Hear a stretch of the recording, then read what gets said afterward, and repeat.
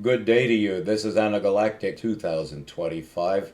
If you're just tuning in for the first time, you're at a geometry channel.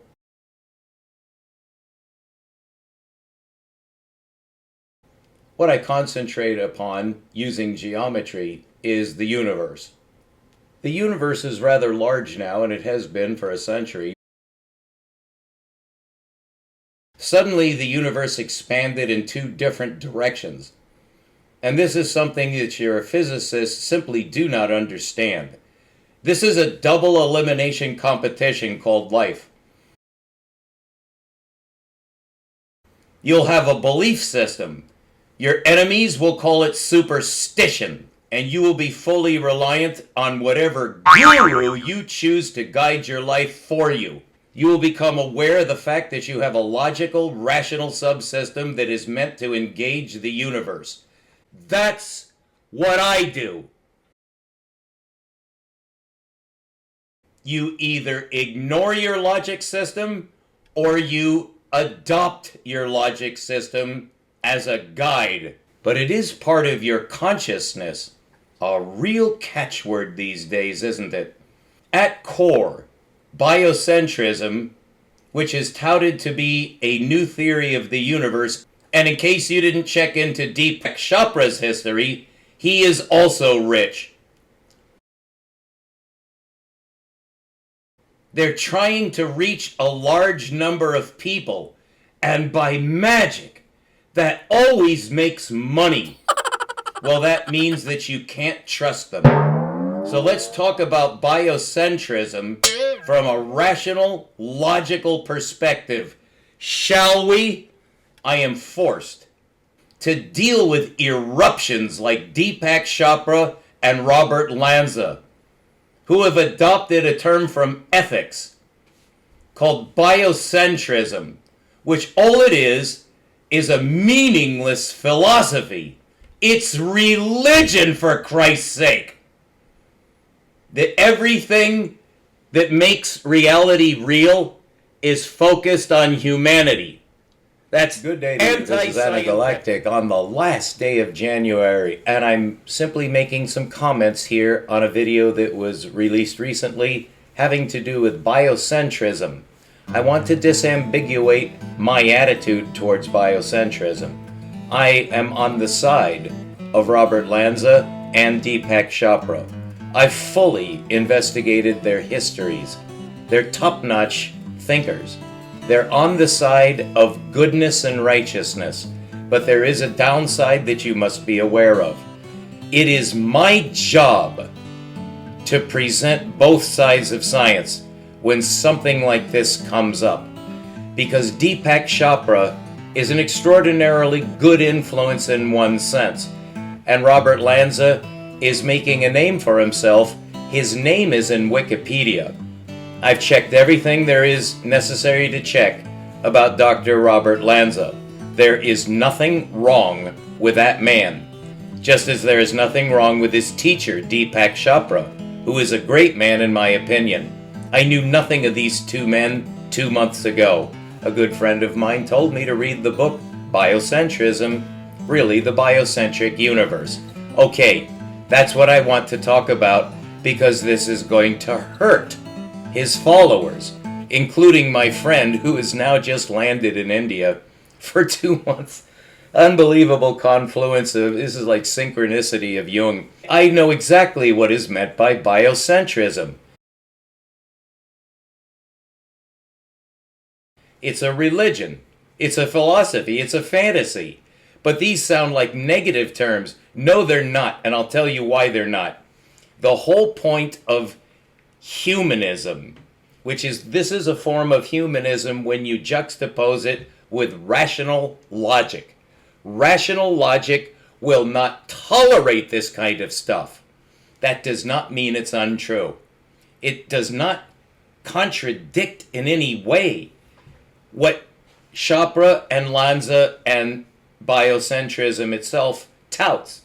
It's the other side of human life. The problem that I want to expose to you so that you face it logically and rationally and make up your own mind. I'm not trying to influence you except to give you choices. Biocentrism is a means of making sense out of the universe from the only perspective that ultimately matters, which is the perspective of an individual human among other humans. It has nothing to do with quantum mechanics. And the reason why Chopra got into trouble, so to speak, by saying that his healing method uses quantum something, it has a quantum effect, he's perfectly within his rights to say that. Nobody knows the fuck what the quantum is or what quantum effects imply or mean. Physicists don't know. So wow, we have Richard Dawkins assigned by the high almighty council of idiots to confront this man and bring him down. And it really hurt Deepak, because he saw just how hideously his enemies are willing to treat him simply because he's trying to do good. So what was their justification for bringing down Deepak Chopra? Why did they send in the equivalent of 007 to murder Deepak Chopra? That's Richard Dawkins.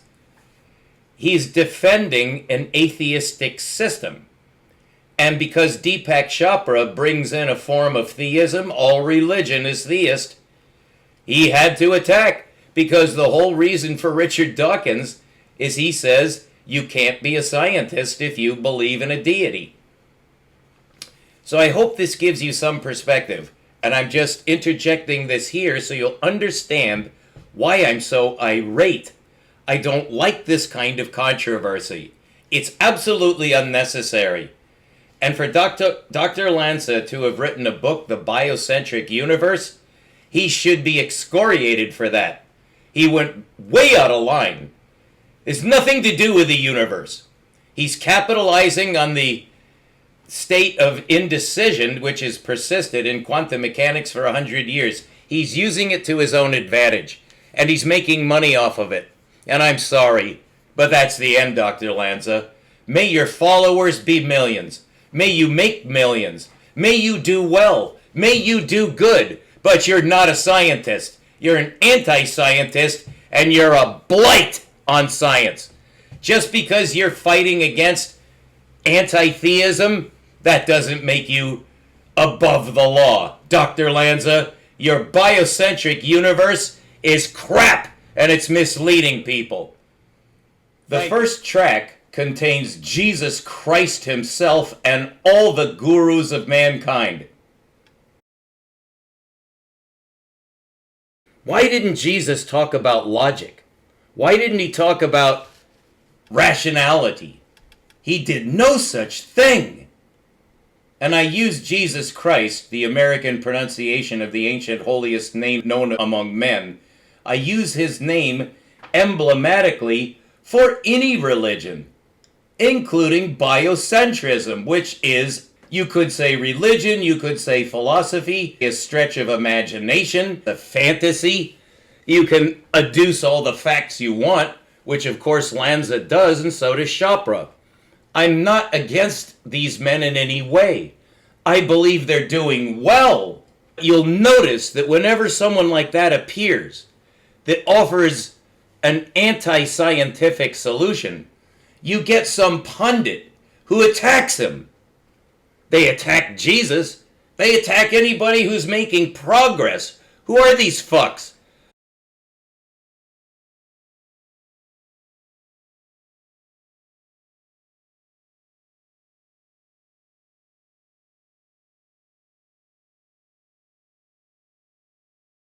What biocentrism asserts has two sides. In rational logic, you always want to have two sides, binary. You may not have made the two sides equal. In binary, it's one or the other. That's binary.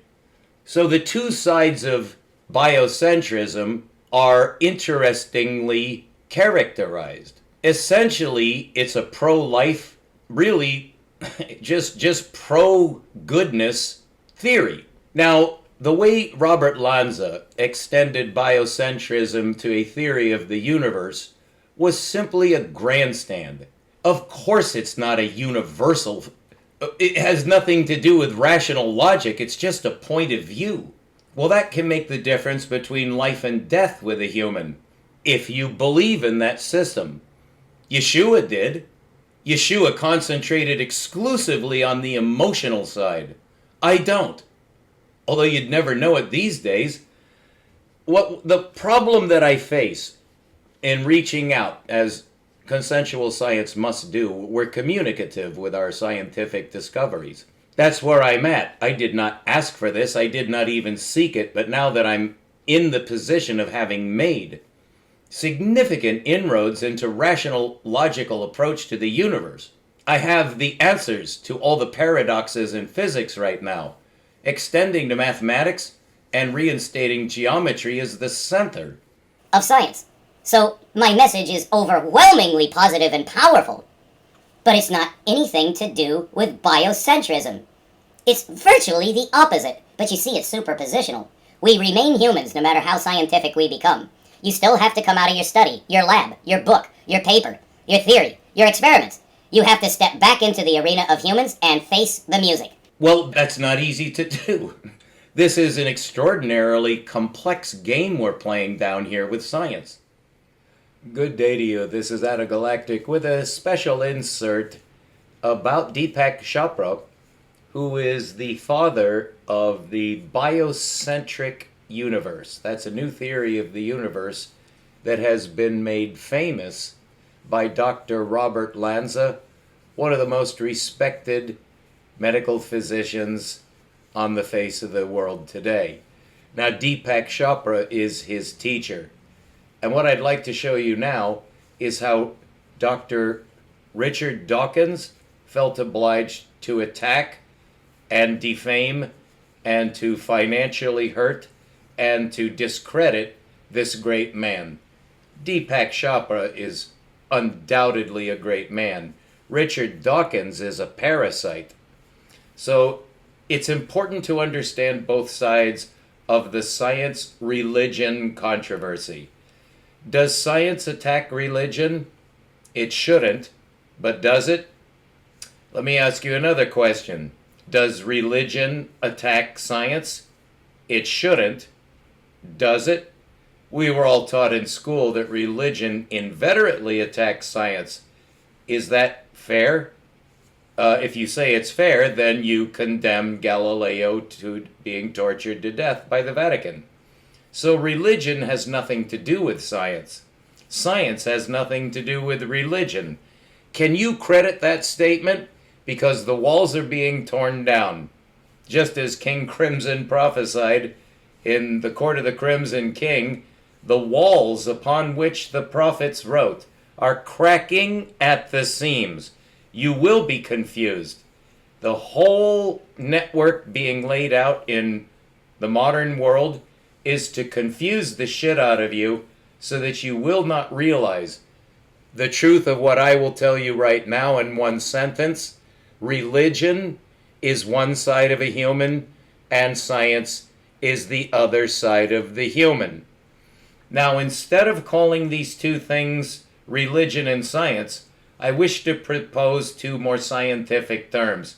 Religion is an incredibly abstract topic. Richard Dawkins does not think so. Richard Dawkins is making money, honey. So, is Deepak Chopra entirely clean? Nobody is entirely clean. We're humans. We're not machines and we're not Vulcans. What I wish to point out is the legitimacy of both sides, the illegitimacy of both sides, and the confluence of both sides, so you have choices upon which you can make a rational decision to take whatever side you like. Nobody can stop you.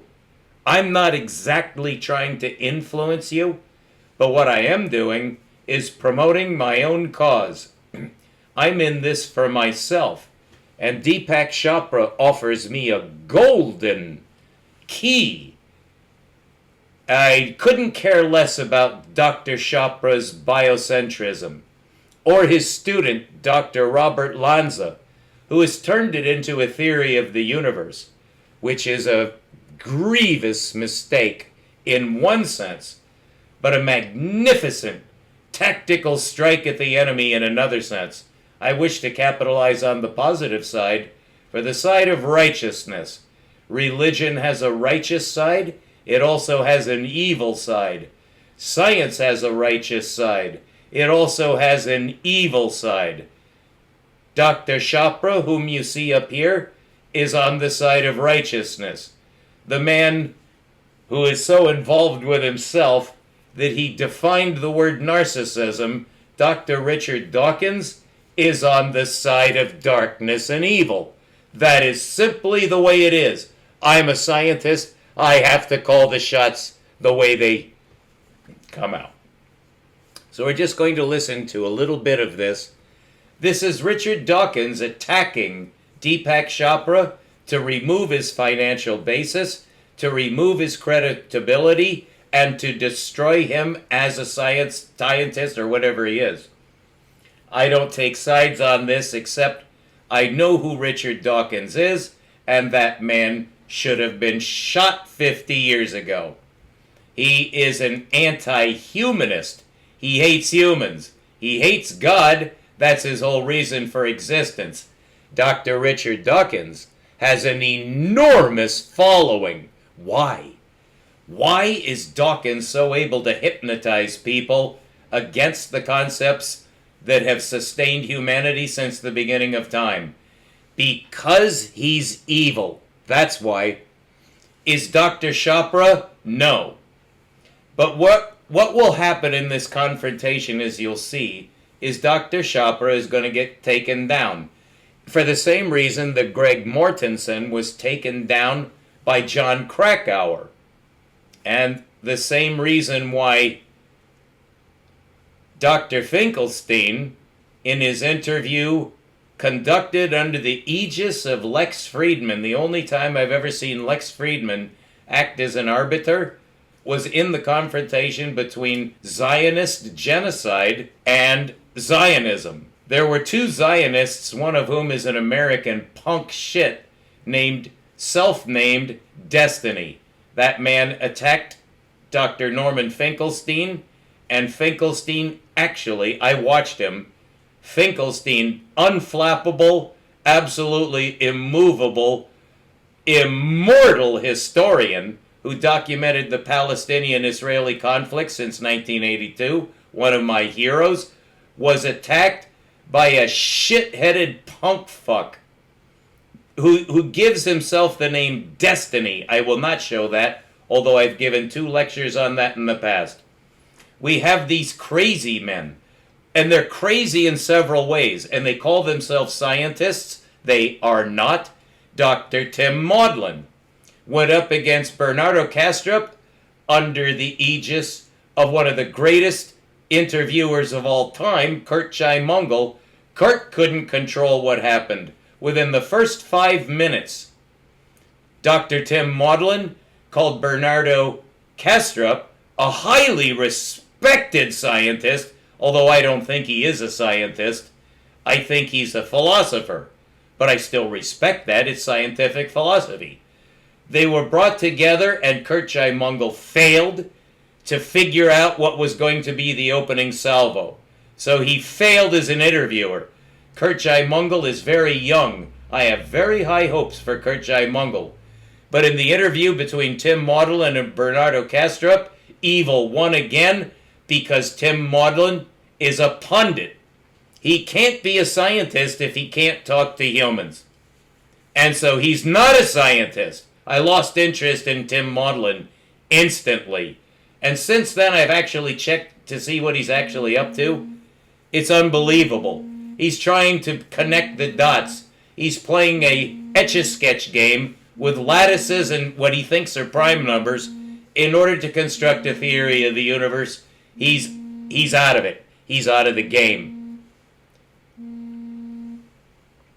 I'm sorry, my phone is ringing. All right, so we're just going to watch a little bit of this, and then we'll mercifully get back to the main sequence, where what I am promoting is called cosmocentrism. And that alone is a scientific attitude towards any form of centrism. and that obviates biocentrism, which is a religion. I am never against religion until it tries to make itself science. That can only happen inside of one human being's mind, where you unify religion and science. But the correct terms for those two categoricals of human nature, which is a binary split of the human being's consciousness, you must unify rational logic. That is not science, but it's the basis of science. And whatever is the basis of religion. And I leave it to you to guess what it is that Richard Dawkins hates that defines religion. If you can do that, then you are capable of making a rational decision about biocentrism. Or in this case, biocentrism, which is a malformed word. Taking that malformed word centrism and using it to my own purposes, I will replace biocentrism with the scientific truth about where the human fits into the universe. Only I know. But the difference between me and Deepak or Robert Lanza is that I can prove what I say. They cannot prove what they say. Now listen. Causes a shift in biology. Especially in the immune system or No, in overall homeostasis. Yeah. Homeostasis allows for spontaneous healing mechanisms to work. Right. But where did the quantum theory come into that? Oh, it's just a metaphor, just like an Okay, that's all you need to see of that. Richard Dawkins is attacking Deepak's use of the quantum metaphor. The physicists themselves don't know what the quantum is. So what the fuck is Richard Dawkins up to? Let's find out here. Chopra has managed to become a one-man alternative health industry. He's worth up to $75,000 per lecture. Okay, so it's about money. And now you know everything. And now we're back to the main sequence. Thank you. So Richard Dawkins, what's his platform? Anti-theism. That's what he says. That's what everyone says who, I guess, admires him. He's quite eloquent. He's a British country gentleman, filthy rich, and as white as a sheet. The man hates God. He was traumatized in his youth. He can't get over it, and he's brainwashed himself to be anti-God. Well, that's not positive. What does he say that he's doing that's so good? He's trying to tear down enemies of his system, which is a defensive system against God. He hates God. That's his whole reason for existence, is to hate anything that sounds or smells like God. So the man is nothing but a parasite. But what he says, to lure in apparently a huge demographic, Richard Dawkins has sold, I think, over a dozen books that are nothing but anti-theist drivel. Why are people so attracted to that? It's because they too were traumatized by religion. And we all know the story. From my sister all the way to Dawkins, they despise, it's not that they despise God. They use the name God to identify religion, which is a human concept. So in short, Richard Dawkins' platform, his pseudoscientific platform, is that he's defending the beloved followers of science, the beloved followers of anti-God science, that he's pitted science against religion. That's his whole shtick. It is extraordinarily popular, almost unaccountably popular. until you learn some psychology about religious traumatization. And then Richard Dawkins is a perfectly natural consequence of that. He's a whiner. He's a narcissistic, self-centered, pompous, pretentious, virtually precocious monster. Deepak Chopra is no such thing. He took the high road. Is he scientific? He tries to be. Robert Lanza, he's trying to make a very good point. It's a religious point. He's bringing God back in through the back door. But these bastards can smell that a mile away. All right? So biocentrism, I keep trying to say biocentrism. It's actually pronounced biocentrism, which is a stupid word. If it were going to be slightly better, it would be biocentricism. That's the right word for what is touted as biocentrism. So the word already is ignorant. That is not a good start. So what is the premise of biocentrism? Well, it has a center, doesn't it? What is it? Bio. That means life consciousness. It means human reality. Human. Does that sound like science to you? Of course not. That's psychology. Is it good? Yes, it's very good. And the proof solid that biocentrism is a good message is the fact that the enemy attacked it. The same way the enemy attacked Bernardo Kastrup. I don't admire Bernardo Kastrup. He's nowhere near being a scientist. He's an anti-scientist. It's not anti. It's actually parallel. There are two courses to heaven open to humans. One is the default. You learn love. Buddhist, Islam, Christian, it makes no difference. It's about love to guide your fucking life. Is that wrong? Honey, I spent the first half of my life as a Christian scholar. I was a missionary. I was a teacher. I was even for a very brief time a pastor. So I have a background in biocentrism. That's biocentric. So it's merely a resuscitation of the other side of what you would have to call human reality. It's not science. It's human. Well, you have to distinguish between the two. You simply have to, or you'll confound everything. And that's my objection to biocentrism. It's stupid. How can it be both stupid and valid? It's because you and I are human.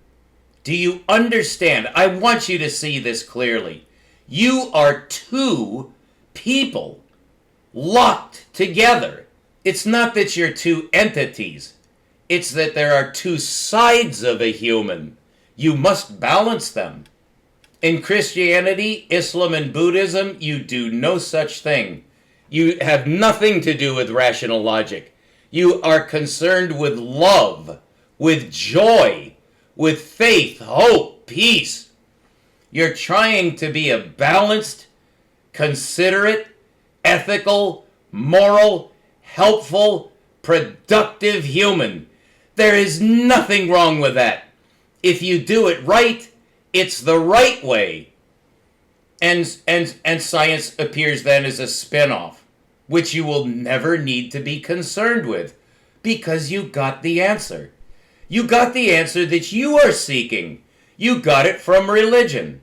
If you think you can get it from philosophy, you are wrong until you convert your philosophy into your religion. But none of this has anything to do with rational logic. Has nothing to do with science in any of its aspects. Nothing whatsoever. It only has to do with you and your fellow humans. That's what biocentrism seeks to address. Is that way is still open to you. That's the only message of biocentrism. That if you're sick to death of science, you're sick of these lying hypocrites that call themselves scientists. You find no solutions in science. You find no hope in science. That's a rational decision of some kind because you're making a choice. But in your denial of science, I caution you to be very, very cautious. And the reverse holds. What's good for the goose is good for the gander. If you, as I, have trusted in your logical, rational system to give you the answers that you want just for you, then don't put down religion. If you're a scientist, don't even talk about religion. I'm forced to, because I'm at the cutting edge. But if you're a religionist or a philosopher, you believe in biocentrism, you believe in Bernardo Kastrup's, whatever he calls it, quasi-physicality, good for you. You're on course as far as you know. Well, pursue that and don't look back. Don't start throwing stones at the other side, because you're throwing stones at yourself. You will have to return one way or the other. I don't care which side you're on.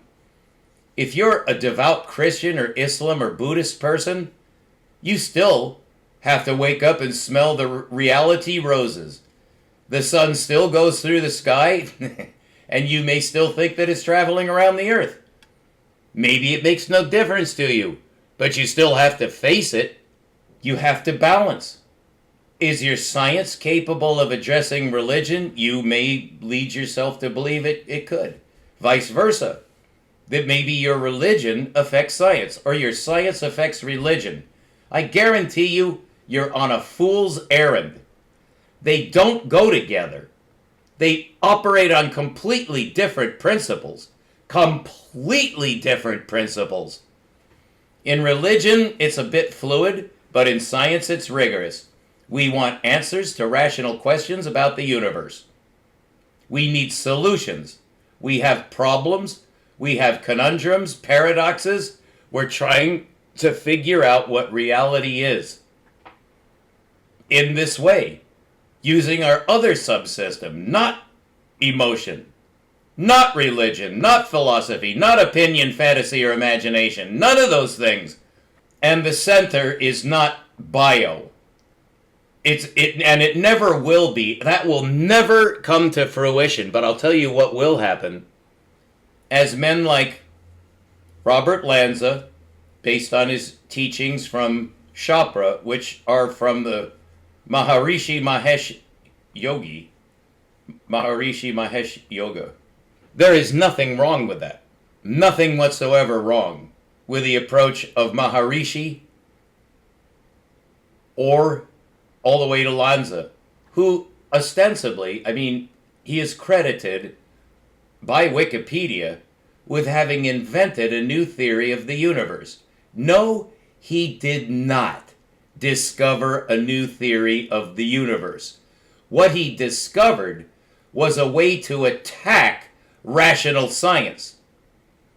Is that good? I just told you that's the stupidest thing you can do. You will be attacked by assholes like Richard Dawkins, like Tim Maudlin, like... I could go on, but that's in yesterday's lecture.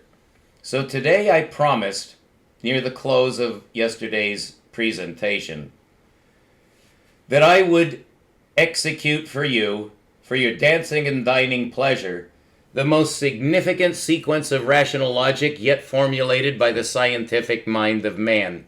I came up with this. This is my sequence. This is my presentation to the world. It's not against Lanza. It's not against biocentrism. It's not against Chopra. It's not against India. It's not against anything.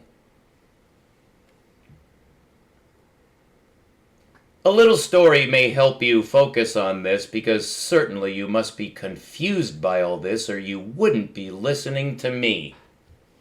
I'm offering the solution to everything.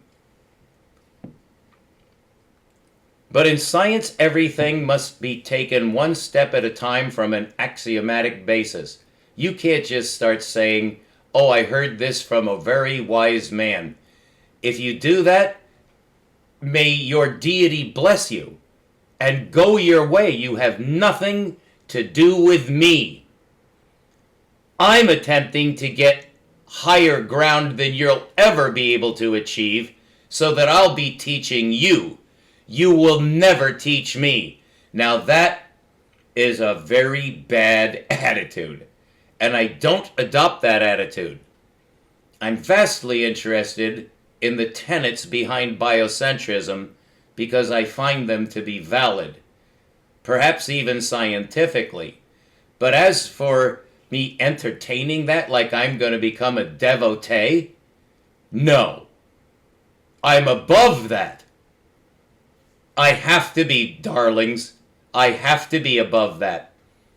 Because in rational logic, in the scientific process and the scientific method, you do not deal with anything that is a theory. Nothing theoretical. Everything has to be rigorously provable. Why?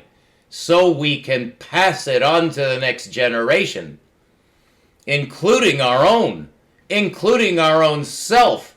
Whatever you discover in science, you're going to have to apply it to yourself, to your own problem. Whatever you're trying to solve, you're doing science for a reason. What is it? I strongly suggest you take some time out of your busy schedule and figure out why you're interested in science. What ultimate questions do you have? How do you think knowing about the universe is going to help you in your human situation? You must face it. You have no choice there. So I, as a scientist, must address religion and philosophy eventually, but not during the process. First, you have to get your solutions. Otherwise, you have nothing. Your time in science was wasted if you did not get the rational solutions you sought. So I ask you, what are you seeking? Don't ask what is science seeking.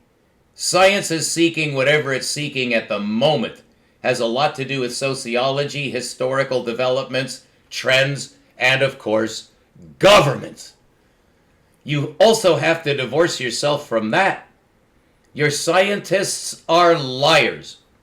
That's simply the way it is. But what does not lie are the facts. Learn something very important at this juncture, which only I can teach you effectively at the outset. When you're seeking rational, logical solutions, and you're using the scientific method to get your solutions, once you have your solutions, you have one more step to take that has nothing to do with the numbers, that has nothing to do with your measurements. You're done with that. You got your scientific method to work, you answered some binary propositional questions, and you got the answers to the technical questions you need to resolve. Once you have those answers, you have to synthesize it back into reality. That is where everybody fails. Nobody has ever been able to do that. Only on the religious side has there been even a rumor of penetrating the transcendental veil. I say that if you do that, you won't be able to share it unless you can convince people through your personality. That is religion. It's about personalities. There's nothing wrong with that. Be sure you find a good guru, though. I suggest Yeshua HaMashiach. Everyone else is several orders of intensity less. So if you're religious, you need Yeshua HaMashiach. You don't need Islam. You don't need Hinduism. You don't need Buddhism. You definitely don't need Christianity. And nobody needs Judaism. Those are fake religions. But Yeshua HaMashiach was a real man. You can trust him. If you don't, because you were traumatized in your youth by Christians or any other religious dogmatist, then you have a valid entry ticket for the first path. Concentrate on the one thing in religion that does matter. You'll make it. It's guaranteed. But don't say that you're a Christian. Don't ever say that you're a Christian. But if you believe in Yeshua as your personal guru, you cannot go wrong. If you're honest and you follow the rules. There are always rules, darling, okay? But to get to heaven, you have to follow the way of heaven. Yeshua will guide you. He's in heaven now, okay? But he's alive. So that's the end of religion. It ends with Yeshua HaMashiach. After that, it's politics. Okay? That's the name of the game in this world. Pardon me, I consume a huge amount of water when I give these. Now, given the framework that I've set up for evaluating philosophy and science, you know that I take a hard line because science takes a hard line. Those are the rules. But that doesn't mean one side is against the other. That's ridiculous. Or schizoid at the very least. If you choose one side to the exclusion of the other, that is impossible. You have to unify the two sides in yourself. That is the name of the game.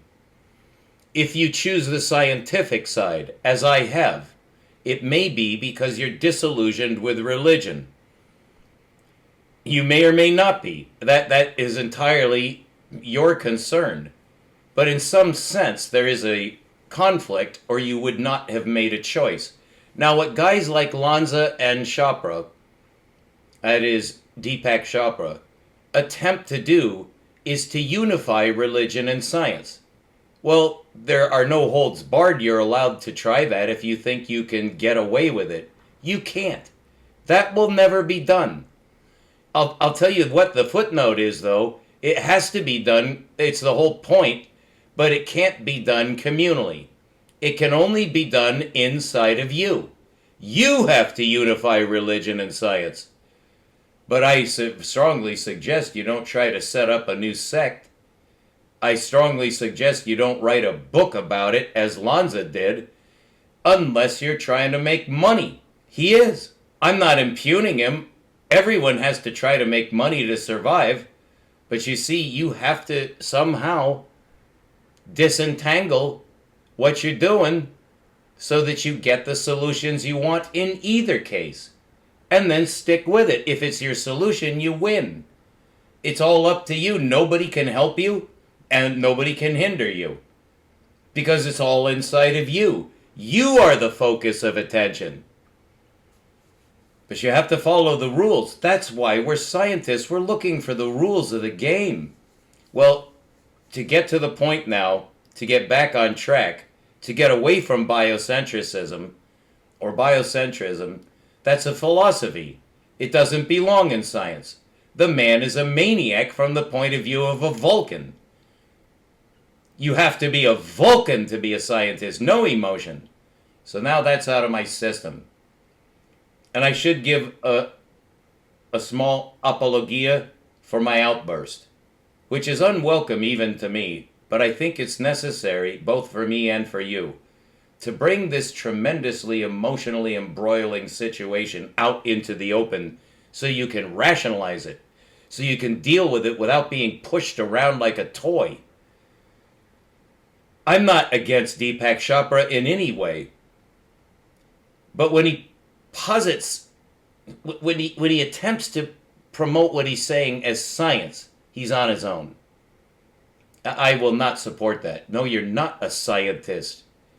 And Dr. Robert Lanza, I read his book, I took notes on it. It's well crafted, but it's a child's novel. It's recounting the trauma that Lanza and you and I all endured at the hands of religionists, whom we have come to distrust because they're not religious. They're hypocrites. Okay? They're hypocrites. Well, you can do the same thing in science. You can be a hypocritical scientific presenter. Lanza is. He's basically trying to fleece the public. And as for Deepak Chopra being attacked mercilessly and underhandedly, illegally attacked absolutely unconscionable attack on an innocent man by Richard Dawkins, the one point that must be recognized that gives it some legitimacy is that what Richard Dawkins is hiding behind, the screen that protects him, is that he's trying to save you $1. That you shouldn't listen to Deepak Chopra because that money that you're giving to Deepak is supposed to go to Richard. He wants that money. That's all he's fighting for. In the name of something incredibly evil, which I refuse to discuss. So Richard Dawkins is definitely the enemy. But both Dawkins and Lanza and Chopra are all equally hypocrites. They're equivalent idiots. Because they're violating the rules. They're violating the rules of the game. And they think they can get away with it because they hate their enemy so badly. They're willing to cheat. Then you lose. If you subscribe to that or endorse that in any way, you're on the wrong side of the law, honey. And I will bring you down. Because the scientific man who gets the actual solutions that humanity is seeking from science, which is what I claim to have done, that man teaches everybody. The great teacher? No. I am a Christian, but I am unlike any other Christian. I am a graduated Christian. A Christian who followed the rules, worked the work, stepped the steps, did the job, and got crucified. Yeshua was not kidding when he said, "You'll be up here with me soon." I say unto you this day, you will be with me in paradise. Paradise, yes. Well, you may or may not credit that. That has nothing to do with it. Your opinion doesn't matter. The only time your opinion matters is when it's not an opinion. That's what I've gotten. Not an opinion. I got my truth directly from the universe. And no man can question me. And if you try, it will be according to plan. But if you think that you're Richard Dawkins attacking Deepak Chopra, or if you think that you're Destiny attacking Norman Finkelstein, or if you think that you're Tim Maudlin attacking Bernardo Kastrup, or you think that you're John Krakauer attacking Greg Mortenson, and now you think that you, Joe Schmuck, are going to attack Scott Allen Miller, it won't turn out the way you expect. Because I don't lose. I know how to debate. I know how to set up a debate correctly. I know the tactics, I know the strategy, and I am 100% positive that I am right and you are wrong. Whatever you say, challenge against what I say, I will choke you out in front of all the listeners. And you won't be able to edit it out. So it's time to interview me. Because I'm hot stuff now. I have the solutions. Let's talk about that. This is the logical sequence that I promised to you that is guaranteed to blow your socks up and down, or you're not a scientist. You're not in my league. You can take a hike, dearie. You're not gonna make it. If you disagree with what I say, it's because you're wrong. So you won't ever disagree with me. Now, in a healthy scientific debate, which you'll never find, there never has been one, but in the day, and I will arrange this, there will come a day when there will be a healthy scientific debate with me dominating it. I don't need to stand on a stage and just lecture. I certainly can't get away with just releasing these videos. It's too slow. You're too stupid. That is, the system prevents me from being heard. I have to be heard. I will be heard. Or I'll die trying and I'll still make my goal. Nothing is going to stop me. But while I'm still here with the few years I have left, it could be could be less than a year, the way my health is going. But I am absolutely calm, collected, and superior. Just what you were trained to hate. Someone who says that he has the answers and he's a know-it-all. You're looking at him, darling. I got the answers. These other scientists missed. They missed.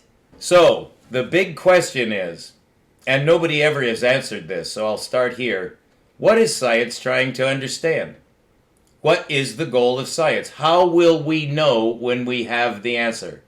Well, currently, it's open-ended. Nobody has any idea how to even formulate what it is we want to know. It's just more and more and more and more. Well, that is natural in the historical that we did want to know more and more and more and more. Well, that can get out of hand. Do we have enough information? There are two answers to that, one of which is humbling. We'll never have enough information.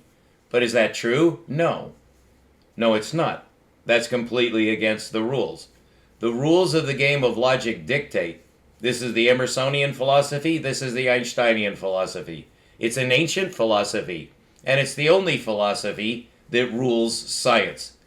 It's the philosophy that states this: whatever rational question you can pose to the universe will answer it correctly, precisely, distinctly, and helpfully. Whatever question you ask of the universe, if it's a well-formulated rational question, the universe will answer your question if you follow the rules. So what's the question that we want to answer? Nobody knows. I do, though. So I'm the only man that even can formulate what is the goal of science. What is it? That's where we begin. But I'm worn out. That's 42 minutes. So now that I've gotten the bracketing information off my chest to get rid of biocentrism, to get rid of people like Tim Maudlin and Bernardo Kastrup, they're not needed. If you do need them, you're not ready for science. Because they aren't. Your guru is either non-scientific or he's anti-scientific. I alone represent science now. That's just the way it is. If you don't like that, it's because you're immature. You have to listen to me now. I'm following the rules. Are you? Keep looking up. This is Galactic, bringing you the secrets of the universe. And in the next presentation, which will be later today, the sun is now rising here, I will deliver the most important lecture ever delivered in the history of science. And if you don't tune in, it's because you need Deepak Chopra. Okay? You need Dr. Lanza. You need a doctor, not a scientist. Make your decision and tune in. I really hope you do. I'm here to have fun just as any red-blooded American boy is. And I am having fun. But I am cantankerous.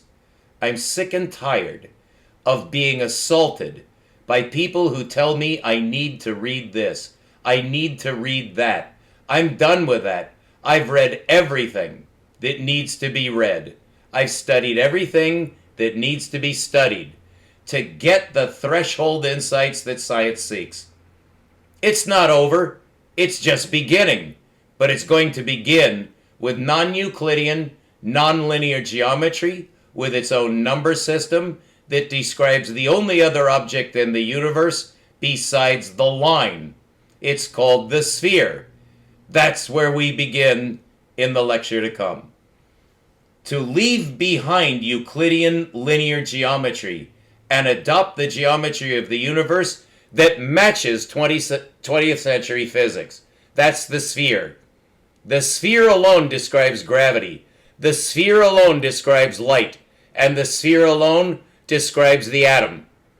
or the proton, or the electron, or the photon, or the Earth, or any planet, or the sun, or any star, or our galaxy, or any spiral galaxy, or any elliptical galaxy, or the clusters of galaxies, going all the way out to the edge of the universe, I have the force dynamical system that describes everything in the universe as quantum gravity. Stay tuned. This is Anagalactic.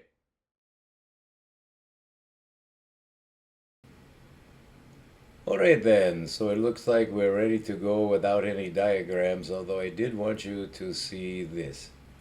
This is Morpheus. I'll read this because it's very small print. What is real? How do you define real? If you're talking about what you can feel, what you can smell, what you can taste and see, then real is simply electrical signals interpreted by your brain. We'd like to read the caption here, which is in larger print on an inverse field of white on black. Quantum mechanics. Biocentrism. Stop. We don't need to read the rest. Look at the juxtaposition of those two terms. Quantum mechanics, we have some abstract notion of. But biocentrism, I just devoted 2 lectures to explaining what is biocentrism. Of the two combined words, bio and center, which is the more important? From my approach, which is as a geometer, which actually should now be called Unimeter, I'm a cosmic morphologist, so I see things structurally. So quantum mechanics sounds like it's mathematics. Bio, this is really the opposite of quantum mechanics, is biocentrism. Both words are opposites of quantum and mechanics. Biocentrism, first of all, there's no mechanics in there at all. Quantum, there's no quantum in bio. But is there a quantum in centrism? Yes. So this is the match between the two terms. Bio, you can throw out. Mechanics, that's mathematics. Should I really say you can throw out bio? No, but we're saving it for last like a delicate dessert. Because bio is in the final synthetic stage of science, which is so remote, so esoteric, that it is mystical, and we wish to avoid that until we cannot. There is no avoiding bio, and there's nothing wrong in essence with combining the word bio with center, because there would have to be such a thing. So it's a valid term if you can substantiate it. Alas, this combination of words bio and center leads to an area which is a separate area of exploration from what I do. But I have done it. And I have attempted to give a series of lectures on that. That where is the real meaning of biocentrism? Now, in all fairness, this is a homeopathic method. And it purports to heal disease. And it purports a lot more than that. And it's on a fairly good, fantastical basis. If you believe it, it may have more than a placebo effect. But none of it is proved. It's simply a correlation of facts, which the biosystem might have a center. And if the biosystem does have a center, it's likely to suppose in a human its consciousness. This is all really extrapolation, but does make a good deal of structural sense to us, so I do follow this thus far. I do see the validity of saying that bio, which means what? Life. Bio means life. Well, we know what life is in some abstract sense, but a center is not abstract. What it is relational. Center of what? So you're not saying center of the universe, and that really is the meaning of biocentrism. It's the opposite of cosmocentrism. because it's either the cosmos or the bio. But the bio turns out to be more complex than meets the eye. When you say life, perhaps you can talk about that philosophically. But in reality, biology is structured to the core. It's absolute structure. And since it is absolute structure, biology, however you construe it, simply is life or anything more specific than that, it would have a center. You could certainly hypothesize that bio, whatever it means, might have a biocenter. And if it does have a biocenter, then you have biocentrism. This would be the theoretical extrapolation of a hypothesis. That instead of the universe obtaining the center we sought, it's actually to be sought in biology. What is meant by that? Well, in order to know what is meant by that, you have to contrast it with the whatever it's being contrasted with, so you have a binary choice. What does it mean to say bio as opposed to what? Bio, what's the opposite of bio? What is the antonym? First of all, bio is just a prefix, although it was a word that means life. Well, let's just stop there. What is life?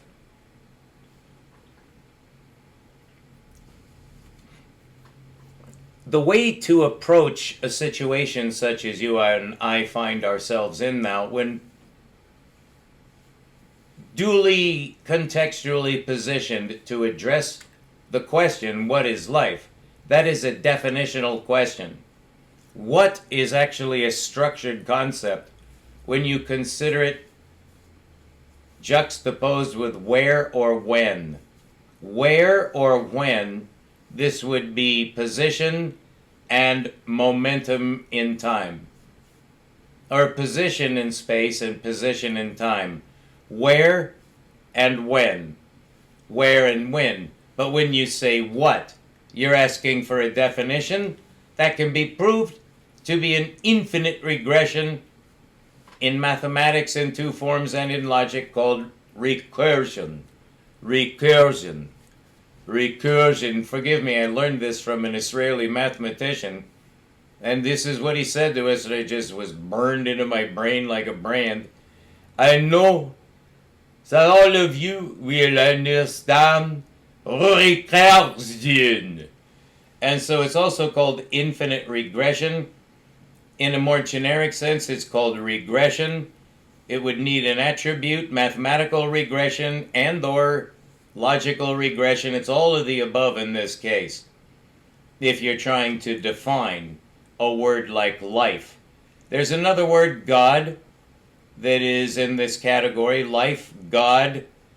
But could you say the same of time? No. Could you say the same of space? No.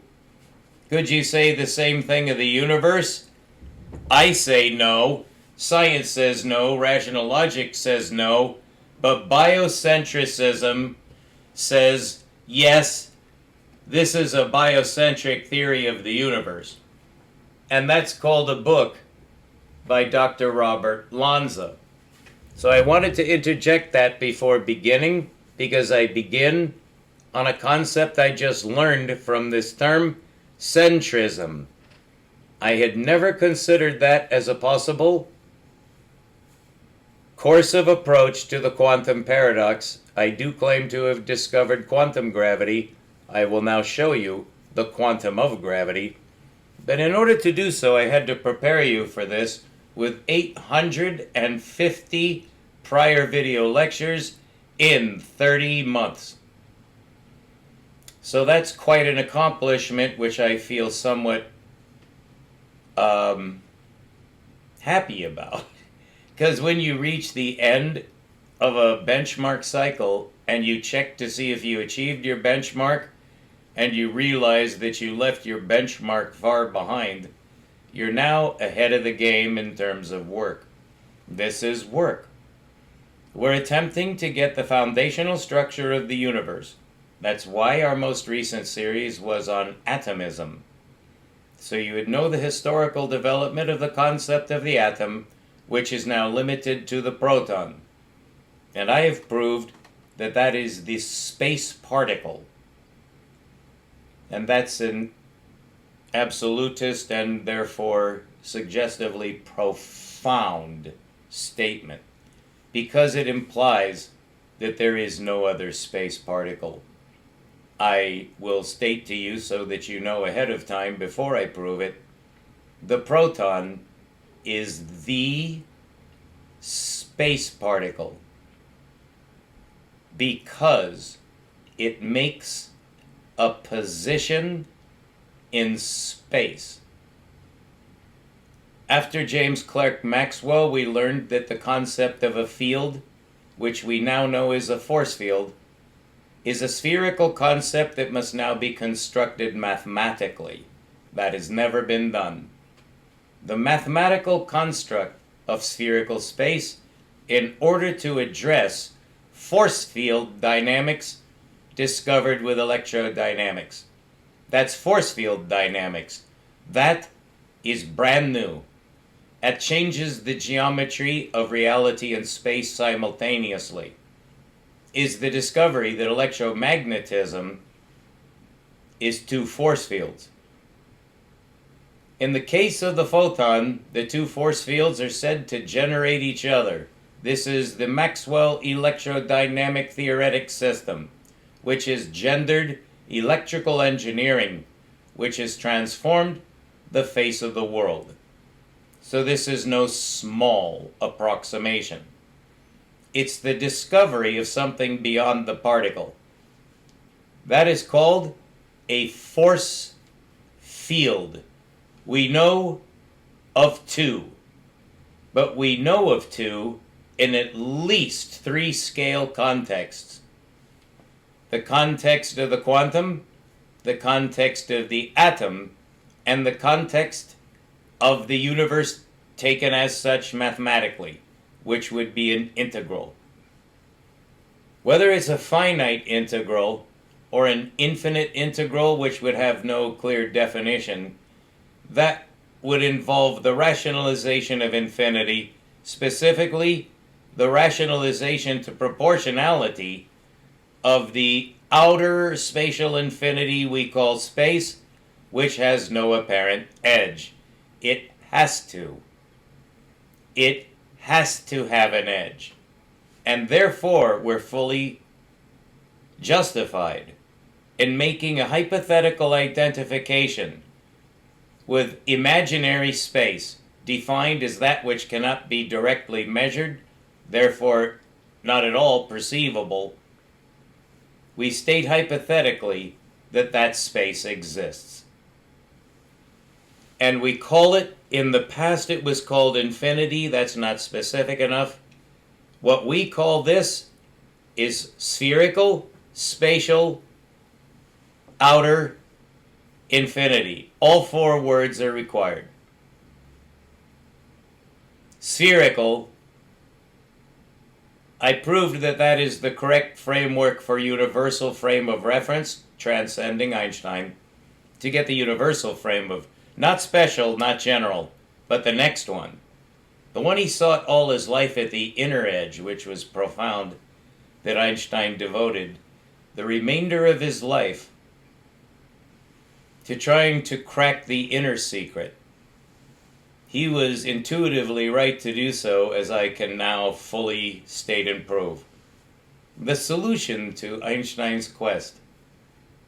What actually is gravity? Does it have a quantum? Is it a graviton?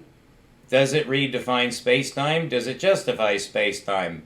Does it transform or give an option other than space-time? Does it transform it? Or do we accept it? What is happening? What is the question? What is the question that cannot be answered?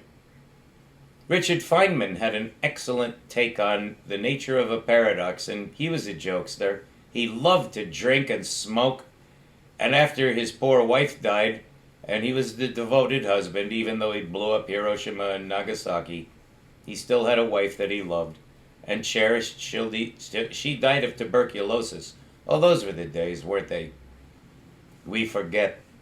Richard Feynman went on to become one of the greatest presentation theorists of all time, already having earned his eternal laurels in developing Trinity, the explosion of the first fission device, leading directly, of course, as he knew full well, to Hiroshima and Nagasaki. Well, that's the way it goes in war.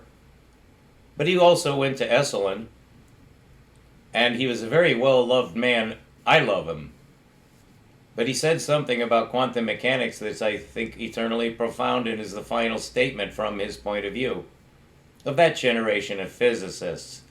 Is that if you think you understand the quantum paradox, well, you need to keep thinking.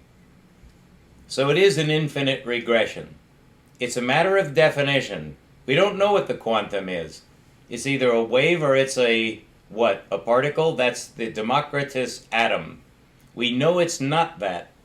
But is it anything like an atom? Only Boschkovich got the answer to that. Right after Newton and Leibniz died, not having seen the two-force structure, Boschkovich got it. And now the physicists know it. You have to realize from the point of view of, I would have to call it mainstream or standard model mathematics, physics, the state of the art today, they know the answer. Except they know they don't. They just think that they know that Feynman is right, that that is the answer, that no one will ever understand it. But in the meantime, there is sufficient motive to continue with Hadron Collider experiments because of the option to get a new source of power called the strong force.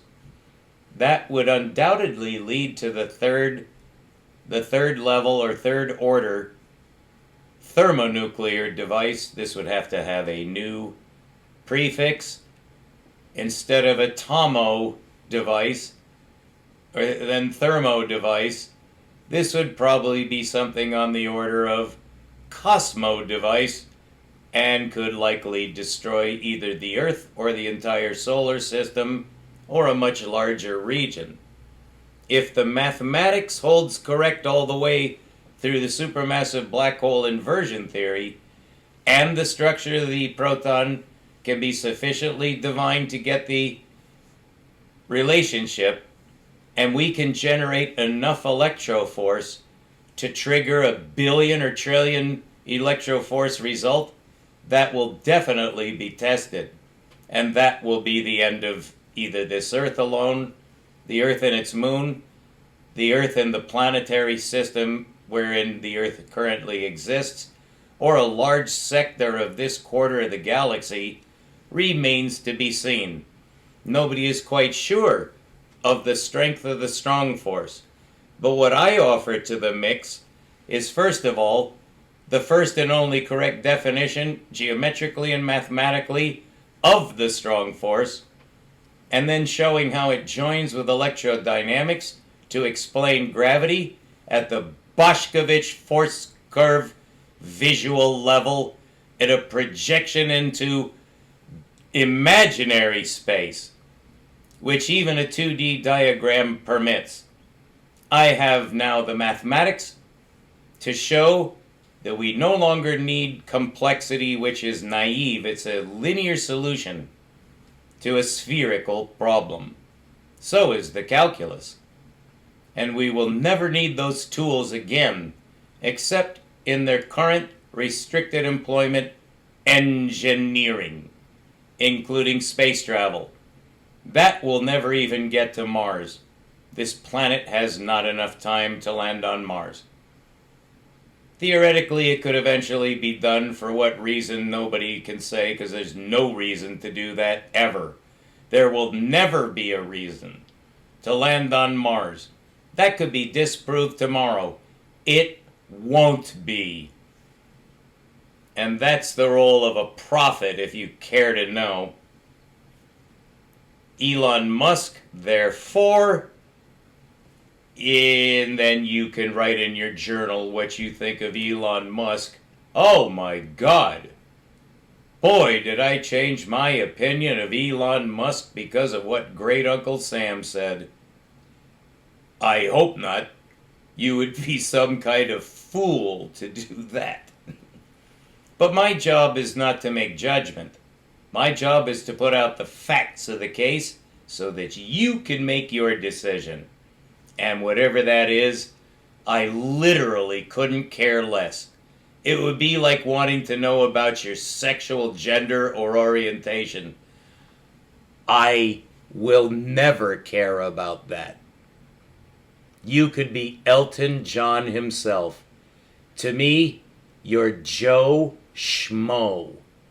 And no better and no worse. Forever and ever. Poof. So what is the relationship between quantum mechanics and biocentrism that I seem to think is so mightily important? I just told you. It's because of the word quantum and the word center. Center. We're now going to switch to another tool that I own. This one. We're going to turn that off. And give me just a moment. This should perhaps be edited, but I probably won't, because I think you need to see just what a fumbling, miserable, poor excuse of a so-called professor you've got. Because I thought this was prepared, I swear to God, but, oh, that's the story of my life. Oh, boo-hoo. Yeah, let's hear your sob. See, the whole time, this helps me concentrate, is moaning. Something you have to learn is one of the tools of the trade. Just try to get through this shit. You know you failed. You know you're hideous. You shouldn't even be doing this. Everything comes back. Oh my God. This is horrific. This is against my needs.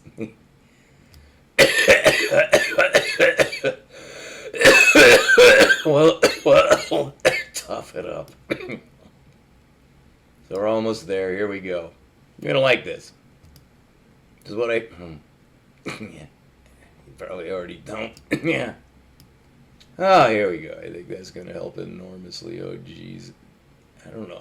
I swear to God, I thought this was ready. It's obviously not. Oh God. Why is this just? I hope you're having fun. I certainly am. This is wonderful for me. Jeez. Okay, we're gonna have to just suffer whatever we got left. Hey, there it goes. All right. Okay. Now I think you can see it. Oh, Daddy. Oh, I see. It's already at the bottom. So I'm just gonna read this. The word center or center has three primary meanings. Don't forget, this is one of the words in biocentrism. Okay.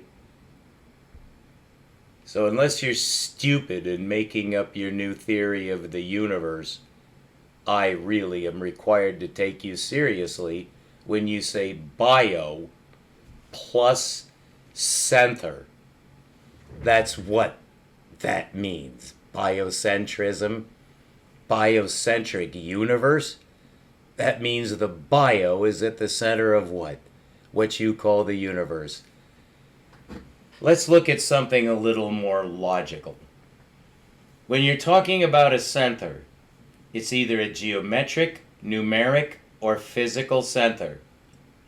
Now, please try to control your thoughts, because all of these are so abstract that they invite philosophy. We're getting there, but in science, you want to be rational. That means you can trace your steps from where you came, okay? There's not some jump, like, well, since we know we're from monkeys, no. Or, well, since we start from the premise that the universe is expanding, no. That's a very important principle to master. Don't allow that. No, we're not starting from where you decide to start. We're starting where the universe starts. That's what we're trying to find. Where does the universe start in defining what it is we want to know? See, the geometric, numeric, or physical. Those three, I have qualified. You can trust that. I spent a lot of time thinking about this. This is a synthesis of thought that took quite a bit of effort. So I hope you respect that. The first definition, which is of a geometric center, is relative to the embedding space, also called the enclosing space, or, less often, the superspace, which would then be the opposite of subspace. Yes. So the center could also be called a subspace of the enclosing space. I hope you see that. So the center has a specific relational geometric meaning in the axiomatic definition of what is a thing. Okay? To the extent that the center is anything, it is the subspace of a superspace. You must see that. Okay. A geometric center is associated with an object. What does that mean? That means a center might be the center of a circle, because a circle is an object. And so this statement is, any geometric center will be associated with an object. How many kinds of those are there? Well, you can see there would be a circle. You could also say the line has a center. I proved that, although simply in a new way. It was already known. But it is also the center of a sphere. Is it the center of the universe? No. But is there a center to the universe? There would have to be, if there's such a thing as universal geometry. We surely would like to discover that, were there to be such a thing. So,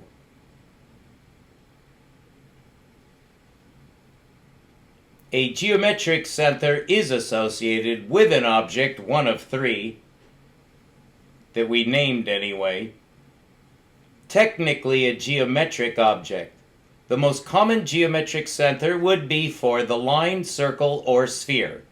There is an extended concept of center, which can be applied to any object, such as a triangle. We do not regard that here. The numeric center. This is bulleted item number 2, geometric, numeric, physical, which is what we're targeting. We start with geometric and numeric. This is numeric. We just covered the geometric center. I hope you gained the point of that. Pardon the eternal pun. All right. The numeric center is relative to the number system, which I very often abbreviate all caps NS. In the linear number system, the LNS, the numeric center is 0. Finally, the concept of a physical center, bulleted item number 3, our target for our solution.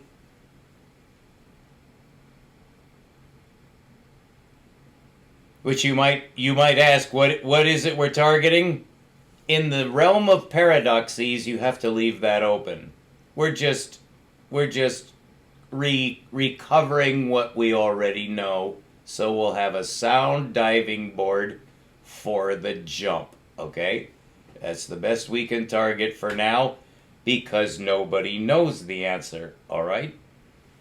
Finally, the concept of a physical center defines one of the fundamental concepts of physics, that of the impenetrable atom. Instantly, we must interject that this concept has been superseded. The impenetrable atom, often attributed to Democritus, was conceived as the hypothetic indestructible impenetrable fundamental unit of material, or what is called matter. Currently in physics, this object is the Bohr atom, referring to the proton-electron system that makes a coherent object called the atom. As depicted in the periodic table of elements, that object is now conventionally called the atom, but this constitutes a redefinition of atom, such that two definitions could be said to exist. This distinction would be called disambiguation. We begin with a discussion of the physical object as contemplated over a 3 millennia period of development. At first, the concept was simple but could not be proved to exist. It is logical to assume that to the proportion that we may conceive matter, we may also conceive the smallest bit of matter. Such was the Democritus atom. There is, however, an inherent paradox in assuming such an object to exist. The paradox is related to Zeno's paradox, where a distance is conceived to be halved perpetually. Thus, to go halfway to a target on a straight line is a jump of half the distance, but then a geometric progression can be conceived wherein the distance is halved perpetually, leading to an infinite numeric regression.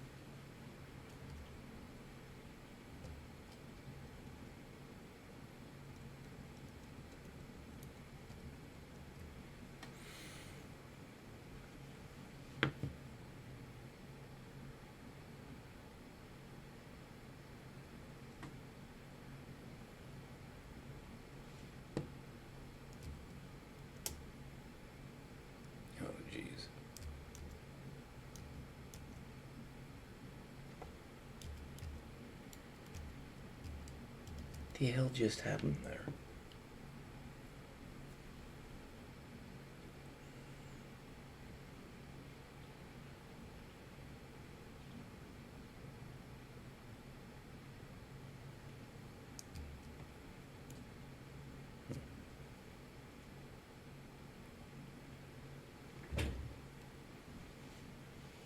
The geometric qualifier for this progression is asymptotic. Zeno's numeric construct results in a geometric curve called an asymptotic curve. Whereas for the moment this consideration may seem misplaced, we shall see in a moment that Zeno's paradox is closely related to the quantum paradox. They are both paradoxes, but are related on the concept of infinitesimality, which is an inversion of infinity. Not much progress could be made toward measuring the atom until technological advancements in the 19th century made this a more reasonable research path. We now know of 3 kinds of physical atom, where the modern concept is a composition of 2 other objects, today called particles. These, of course, are the electron and proton. The electron was discovered first, but soon after it was found to be an object forming a specific relation with another particle called the proton. Because only the proton forms a center in the Bohr atom, the proton then becomes candidate for the Democritus atom. Today, physicists are still researching the properties of the proton with a view toward deciding if it is indeed the candidate atom. This would be an indestructible piece of material. By the way, that's fairly well not ultimately proved, because that's impossible until we get the actual dynamic force balance, which will disprove it. But you can see that there's still a paradox. Here it will be helpful just to mention the footnotes accruing to the above statements. Now these are addenda, which I think are critical because there may be questions in the minds of those who are studying physics, because I've kind of left a lot out. And I want to cover 4 items here, really 5. Here it will be helpful just to mention the footnotes. First, the proton has 2 states, one of which is neutronic. Avoiding details for now, we simply point out that the proton is conceived to have charge. It is conceived to have a charge, while the neutron has none. Secondly, the electron is not exactly a candidate for being an atom because it never forms a center to an atomic system. Only the proton occupies a position in space. That's actually quite critical to realize. This is somewhat a transcendental observation if you concentrate on it. I want to read it one more time. Only the proton occupies a position in space. The key word is what is meant by position. This is the only one that can be proved to a certain threshold, which is absolute because there's nothing beyond it. Only the proton has this quality. The electron does not have this quality. Only the proton has position. What does the electron have? If you're into the pudding, you may guess momentum. That would be correct. The electron has no position because it can't have both position and momentum. Then the question might be retroactive. Does the proton have momentum? That depends on your perception of space-contra-space relation. That's what we're getting to, but I wanted you to know, if you've already intuited that, you're correct. What we're doing now is simply proving what you intuited. This is the greatest secret of all time. This unlocks everything. Everything. All right. Avoiding details for now. Okay. Secondly, the electron is not exactly positional because it never forms a center. Only the proton does that. The electron is much more difficult to characterize as a spatial particle. This is part of the paradox.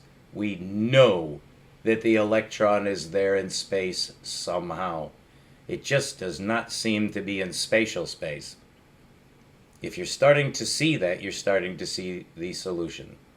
This needs to be rigorously proved. That's why I'm being unavoidably tedious. I hope you are not bored.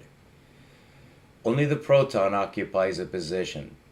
Thirdly, when we speak of the proton as the center of the atomic system, we must observe that this center may be occupied by more than one proton. I would have to say that's significant since it leads to the periodic table of elements. It's not just one proton. That's called simplex hydrogen. You have to say simplex because there might be a neutron, in which case it would be called deuterium. There could be two neutrons, in which case I believe it's called tritium. They're unstable, and I think you could just guess why, although it's very interesting to prove why. But we're not going there. This is an addendum. There is a finite limit to the number of protons occupying an atomic center, also called a nucleus. Although the finite range is not yet known precisely, I think it's about 124. It's somewhere in the upper 120s. But they start to become fissionable around 92 at uranium. Plutonium, I believe, is 94 because uranium would be in between. After that, they have rather non-memorable names because they're transient. They don't last very long. And as you get towards the 120s, they only last seconds or fractions of a second. But they do exist in that sense. They will exist for a short while. So that's the maximum number of protons in a nucleus. If you wanted to round it off, as I very commonly do for mnemonic purposes, it's about 100 protons, because uranium is 92. So you're using some kind of mean to get an accurate enough number for just about any purpose. I mean, how many atoms can occupy a nucleus? Is it 3? No, it's more than 3. Is it 1,000? No, it's less than 1,000. So this is part of the quantum paradox, that an electron can only be said to have locality, but not position. Thirdly, when we speak of the proton as the center of the atomic system, we must observe that this center may be occupied by more than one proton. There is a finite limit, about 100, after which the nucleus becomes unstable. Finally, there is another object qualifying as a particle, the photon. This will be the target of our present investigation into centrism, or better said, centricism, or the centrality principle is most accurate. This is the centrality principle. Geometric, numeric, and physical. We're now coming to the physical. The photon has properties making it difficult to distinguish between a possible particle state and a relatively more comprehensible wave state.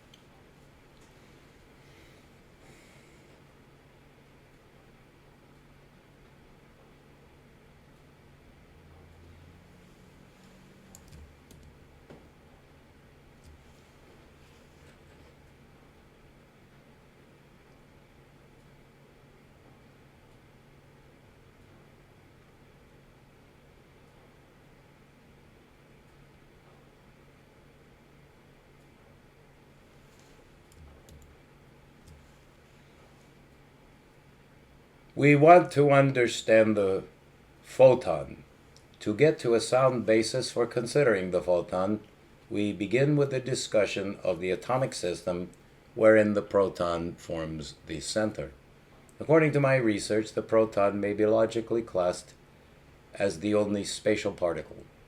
Because it fixes a position for itself, you may recognize that that is the definition of a field. So the field and the geometric center, in terms of it being the particle, correct definition of a particle, are intrinsically related. This will eventually, as we go on, solve the wave-particle duality. I just thought I should mention that. We are on the right track. When the same criterion is tried upon an evaluation of the electron, we find that the concept of a fixed position is not applicable in the same way as before. Yet the electron can be fired from a gun, thereby showing many of the properties of a particle.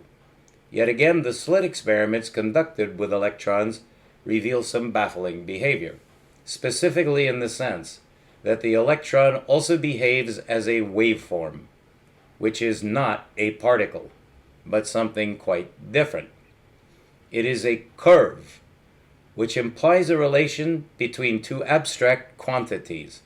Because of this new consideration, we might be justified in retroactively applying the concept to the proton to see if it too has waveform characteristics. Whereas we have not yet found specific waveform characteristics matching those of the electron, we have found something else. The photon, I make that mistake often. The proton has some kind of structure inside it, which reveals itself in the cyclotron bubble chambers. The electron lacks any such structure. Thus we have discovered the Democritus atom, the smallest building block of matter, but it is not as simple as had been hypothesized. In fact, it could never have been what Democritus assumed it would have to be, for reasons virtually beyond his perception. The first alternate theory of the atom began to be composed in the time of Leibniz and Newton. Leibniz envisioned a monad whose full definition is rather hard to objectify. Newton simply stated that there exist such particles, which he called corpuscles, but really only in the case of light. Not until the generation following Leibniz and Newton was there to be a new concept of the atom. In 1758, the first modern concept of an atomic particle was published by Roger Josip Bošković, a Croatian physicist who extended the Leibniz theory of forces. Who extended the Leibniz-Newton theory of forces. According to Google AI Overview, quote, the preferred spelling of R.J. Bošković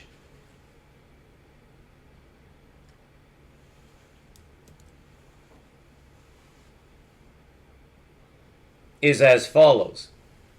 AE shall use the form Bošković or RJB. I want to highlight that to show you where we're at.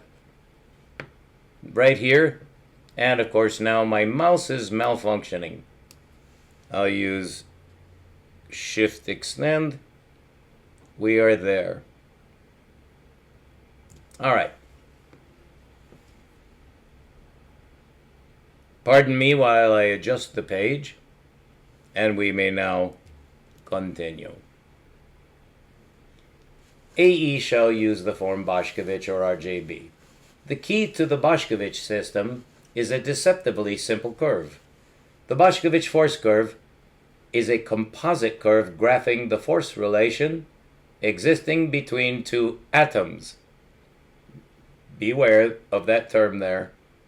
This is an unknown form of the atom. Here, Bošković has no access to our modern definitions of atom or particle. For this reason, we may call his system philosophical to indicate that he has no means of proving his theory. It is a theory of force dynamics at the atomic scale. which then may be called the particle scale, which now we may dub the quantum scale. It is a theory of quantum mechanics. This has been noted by several physicists following RJB. That encompasses well over 2.5 centuries now. So, I won't read the rest, that is certainly enough. I have not yet gone into the mathematics or geometry of the number system and spheric geometry that underpins the proofs that Roger was right, and we now have the quantum of gravity. I will therefore be showing you what is the quantum of gravity, and also the rationalization of infinity, and indeed the rationalization of imaginarity, a remarkable product of a new number system that supersedes, actually overlays, the linear number system. This is anagalactic, with the secrets of quantum mechanics, which will go to cosmological mechanics as well, and we will solve everything, and you will learn more than you've ever learned in your entire lifetime studying physics from this geometry. So stay tuned, keep looking up, we'll be right back.